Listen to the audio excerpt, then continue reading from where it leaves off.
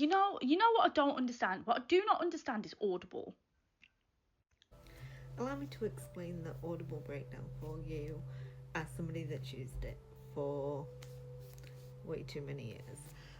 I am not a go big corporation person, but Audible is the biggest audio company, and especially if you want to listen to a lot of independently published authors, that is still the best place for a variety of authors, just based on the way that Audible has a chokehold on them based on the royalty setup, which is bullshit and they need to change it, but it is what it is. So right now it is, because they've just increased the price, it is $8.99 for a monthly membership, and it was $7.99. So you are paying $8.99 for the monthly membership, which includes 1 credit, but you are not just paying for the credit. You are also paying for access to the Premium Plus catalogue, which what is included varies, and it depends whether you are looking for specific books, whether you are, just wanting to scroll through, see anything that is interesting to you and listen to, what genres you're interested in. There are a lot of books in there, but if you are looking for something specific, then there's less. I will say this past month I utilised it really for the first time properly, and really enjoyed getting a chance to listen to books that I maybe wouldn't have bought because they weren't available on WhisperSync, which we'll come back to in a second.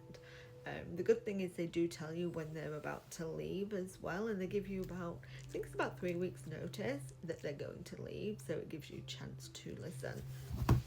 Now WhisperSync is what you're referring to when you say you have the book on KU and you download the audio for the cheaper price. Now this is not necessarily connected to KU. You can buy the book outright. The ebook does not have to be a part of KU. Likewise, the book can be in KU and the audio may not be discounted. WhisperSync is wholly at the hands of Amazon and Audible. You can do all of the purchasing via Amazon. You don't have to go to the Audible website if you don't fancy it. I tend to, but you can do it all from Amazon if that is your jam. As for WhisperSync, some things WhisperSync in pre-order, some things WhisperSync on release day, some things WhisperSync the week later, some things a month, some things a year, and some things not at all. There is no rhyme or reason. The authors have no control, zero zilch, and neither do the narrators. It is all at the hands of Audible. The books have to match, and they have to match incredibly closely. So if an ebook has special features, a bonus chapter, maybe they've included a few chapters of the next book or a previous book that they've not included in the ebook, in the audiobook, the book may come out of the, I think it's about 3% they're given of not matching. So if it's out of that, it's not going to WhisperSync, and so then you won't get that discount. So just so you're aware that that is something that may not happen, and just so you're not relying on it being something that happens just because a book is in KU. So those are things. Also, as part of the membership, you get access to the members only sales. I will say I'm not wholly convinced that Audible in the UK knows what they're doing when it comes to the sales. I think the sales are shit. I'll be honest. I don't think the selection is great. I don't think the categories that they have are great. I just don't know what is happening. But there are books that are in sales. Another option that we have in the UK for audiobooks that is pretty cool if you're in a membership is the reduction of price if you have a membership, for most books, not all. So if you are in a membership and you don't have any credits left, what used to happen is the book would never cost more than a credit. So I don't know if they've increased the price or kept it at $7.99, but if a book hadn't whisper synced and you had no credits, you still wouldn't pay more than $7.99 unless it was with a big publisher, and then they can charge whatever the fuck they want, which is bullshit, Audible. Sorry.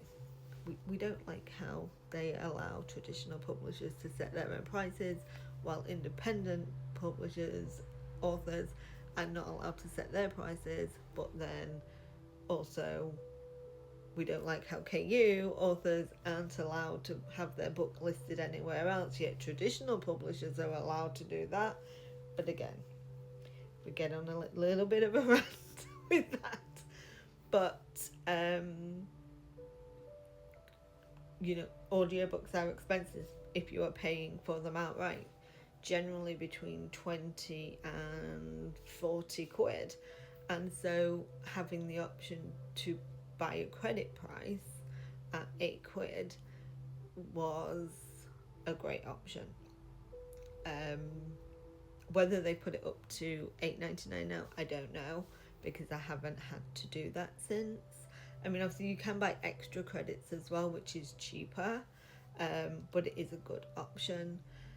If you don't want to stick with Audible, your prerogative. Sometimes the features aren't enough to keep somebody in a membership.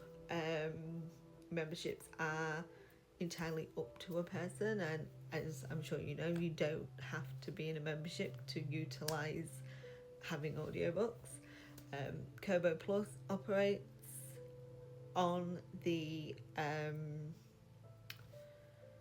KU type system. They do an ebook option, an audiobook option, and then a joint option. They also do a credit based option as well, which is just Kobo. It's not the Plus option. Zigzag, I think that's more for traditional publishers, and it's with an X, not a Z.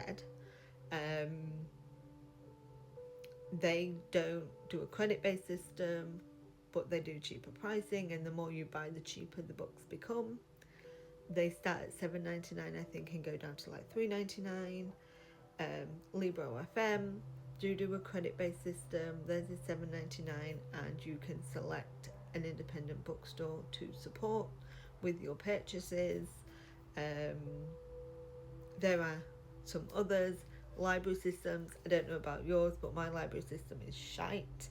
So however much I would love to support my library, there is just, my options are just not there. But yeah, I think that basically covers everything. The only thing I will say, I did see someone in your comments saying that they use a credit and then listen to the book and return it to get their credit back and then get another book. Yeah, maybe don't do that, because that's not harming Audible, that's harming the author.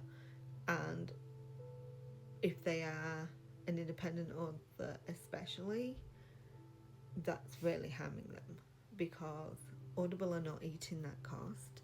They are putting that cost back to the author. And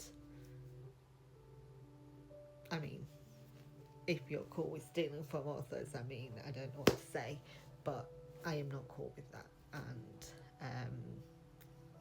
yeah, do you? but I hope this helped.